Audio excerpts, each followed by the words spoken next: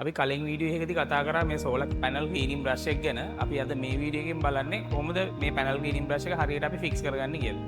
මෙන්න මේ විදිහට තමයි පැනල් ක්ලීනින් බ්‍රෂ් එක සිංගල් බ්‍රෂ් වුණත් ඩබල් බ්‍රෂ් වුණත් දෙන්නේ. අපි බලමු බොක්ස් එක කොහොමද වෙලා තියෙන්නේ කියලා. බොක්ස් එක ඕපන් කරාම අපිට මුලින්ම තියෙනවා බ්‍රෂ් එක. මේකෙන් තමයි පැනල් ක්ලීන් වෙන්නේ. ඊට අමතරව බ්‍රෂ් එක ඩ්‍රයිව් වෙන ඩ්‍රයිව් මෝඩ් එක තියෙනවා. ඒ බ්‍රැකට් එකත් එක්කම මේක තමයි පෝල් එකට සෙට් වෙන්නේ. මේකට තමයි බ්‍රෂ් එක සෙට් වෙන්නේ. ඊට අමතරව තව තියෙනවා පවර් සප්ලයි යුනිට් එක දාන්න බෑග් එකක් තියෙනවා. මීටර් 5ක පෝල් එකක් තියෙනවා. මේක මීටර් එක කැල්ලක් විදිහට තමයි එන්නේ. මේක මීටර් 5ක් විදිහට දික් කරන්න පුළුවන්. ඒක හෝස් එකයි කේබල් එකයිත් එක්ක එන්නේ. අපි බලමු මේක ෆික්ස් කරද්දි කොහොමද මේක හරියට ෆික්ස් කරගන්නේ කියලා. ඊට අමතරව තියෙනවා වෝටර් පම්ප් එක. මේක 24 වෝල්ට්ස් වලින් වැඩ කරන වෝටර් පම්ප් එකක්. තව තියෙනවා පවර් සප්ලයි යුනිට් එක. මේක SMPS පවර් සප්ලයි යුනිට් එක 24 වෝල්ට්ස් ඇම්පියර් 21 පවර් සප්ලයි යුනිට් එක. එක්ස්ට්‍රා කේබල් එකක් දීලා දෙනවා. අපිට එක්ස්ටෙන්ෂන් එකක් හදාගන්න උවමනා නම් එක්ස්ට්‍රා AC කේබල් එකක් දීලා දෙනවා. ඊට අමතරව පම්ප් එකට එන හෝස් එක දීලා දෙනවා. මේකෙන් තමයි අපි පම්ප් එකට වතුර සප්ලයි එක ගන්නෙ. පැකට් එකේ දීලා තියෙනවා ඔයගොල්ලන්ට ඉන්ස්ට්‍රක්ෂන් මැනුවල් එකක් දීලා තියෙනවා. ඊට අමතරව මේක අපිට ෆික්ස් කරගන්න ඕන අවශ්‍ය කරන ටූල්ස් ටික මේකේ දීලා තියෙනවා. මේ ටික තමයි ඇක්සසරිස් විදිහට අපිට මේ බොක්ස් එකේ එන්නේ. අපි බලමු දැන් මේක කොහොමද හරියටම ෆික්ස් කරගන්න කියලා. අපිට අවශ්‍යම කරන පාර්ට්ස් ටික තමයි මම මෙතෙන්ට අරගෙන තියෙන්නේ.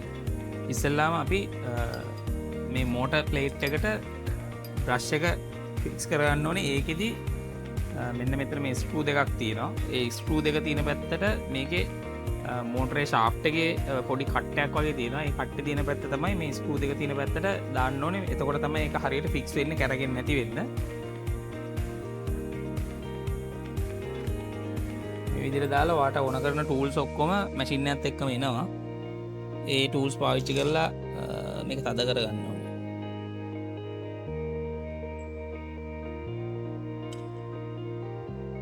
අපි මෙන්න මේ විදිහට මෝටර් ප්ලේට් එකට අපේ බ්‍රෂ් එක ෆික්ස් කරගෙන තියෙන මෙතන ඇන දෙක ටයිට් කරලා ඊට පස්සේ අපි කරන්න ඕනේ මේ පෝල් එකට මේ මෝටර් ප්ලේට් එක හයි කරගන්න එක. ඒකෙදි මෙතන ඔයාලට පේනවා මෙතන තියෙන බ්‍රැකට් එකට මෙතන තියෙන බ්‍රැකට් එක හයි කරන්න තියෙන්නේ.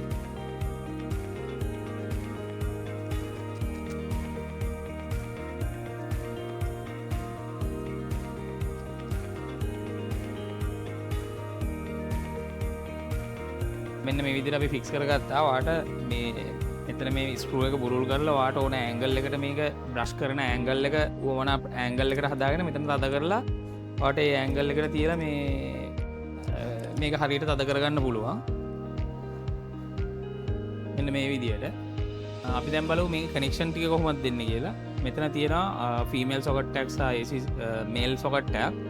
මේකේ මේ ගෲ එකක් තියෙනවා. ඒ ගෲ එක තියෙන පැත්ත විතරයි මේකට කනෙක්ට් කරන්න පුළුවන්. ඒ ගෲ එක තියෙන පැත්ත හරියට බලලා මේකට කනෙක්ට් කරලා මේ ග්ලෑන්ඩ් එක තද කරන්න. එතකොට මේක ආයි ඩිස්කනෙක්ට් වෙන්නේ නැහැ. ඊට අමතරව මේ ඇවිල්ලා වතුර එන හෝස් එක මේක දිගේ තමයි වතුර පම්ප් කරන වතුර මේක දිගේ තමයි පැනල් එක උඩට එන්නේ. ඒකෙදි මෙතන මේ නිල් පාට රින් එක ප්‍රෙස් කරලා බටේ ඇතුළට දාලා අතෑරියන් පස්සේ බටේ ෆික්ස් වෙනවා. ආයෙ ගැලවෙන්නේ නැති වෙන්න.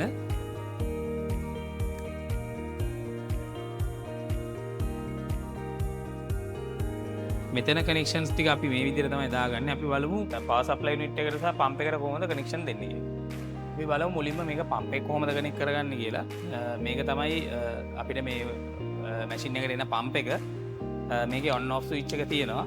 මෙතනින් මේ කනෙක්ටර් එක අපි පම්ප් එකේ කනෙක්ටර් එක කෙලින්ම දෙන්න තියෙන්නේ පවර් සප්ලයි යුනිට් එකට. මෙතනින් එන මේ පෝල් එකෙන් අවුට් වෙන හෝස් එක අපි පම්ප් එකේ මෙන්න මේ පැත්තට දෙන්න ඕනේ. මේ මෙහෙම ඇල්ලුවාම පම්ප් එක දකුණු අත පැත්තට. මේ පැත්ත තමයි අවුට් එක පැත්ත. මේ පැත්ත තමයි ඉන් එක පැත්ත. මේ අවුට් එක පැත්තට ඉස්සෙල්ලා කනෙක්ට් කරා වගේම තමයි මේ නිල් පාට රින් එක ප්‍රෙස් කරලා බටේ ඇතුළට දාලා නිල් පාට ප්‍රෙස් කරන් හිටපු රින් එක අතෑරියන් පස්සේ බටේ ලොක් වෙනවා. මෙන්න මේ විදිහට බටේ අපි කනෙක්ට් කරගත්ත පම්ප් එකට. ඊට පස්සේ බලමු අපි පවර් සප්ලයි යුනිට් එක කොහොමද කනෙක්ට් කරගන්නේ කියලා. එතකොට මේ මෝටරේ ඉඳන් එන කේබල් එකයි පම්ප් එකේ ඉඳන් එන කේබල් එකයි සප්ලයි අපි දෙන්න කේබල්ස් දෙකක් තියෙනවා. එතකොට පවර් සප්ලයි යුනිට් එකෙත් මෙන්න මේ විදිහට කේබල් අවුට් දෙකක් දීලා තියෙනවා. මේ දෙක වෙන කියන්නේ මේක මාරු වුණා කියලා ප්‍රශ්නයක් නැහැ. කොහොමත් 24 වෝල්ට්ස් අවුට් එකක් තමයි එන්නේ. ඒක නිසා මේ දෙක මෙන්න මේ විදිහට කනෙක්ට් කරලා ක්ලයන්ට් එක දාගන්න ඕනේ.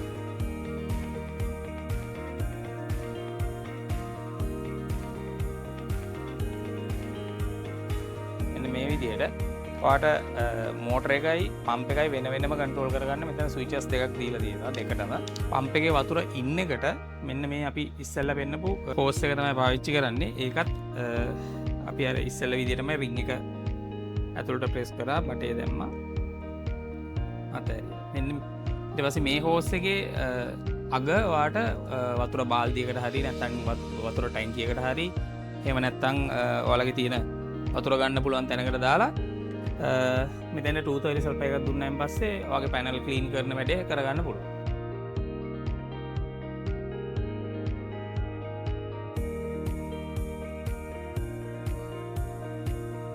ඔයාලට මේ සම්බන්ධයෙන් ඊට වැඩි දෙයක් දැනගන්න තියෙනවා නම් අපේ නම්බර්ස් දාලා තියෙනවා වීඩියෝ එකේ. ඒ නම්බර්ස් වලට කතා කරලා ඔයාලට අවශ්‍ය කරන වැඩි විස්තර ලබා ගන්න පුළුවන්.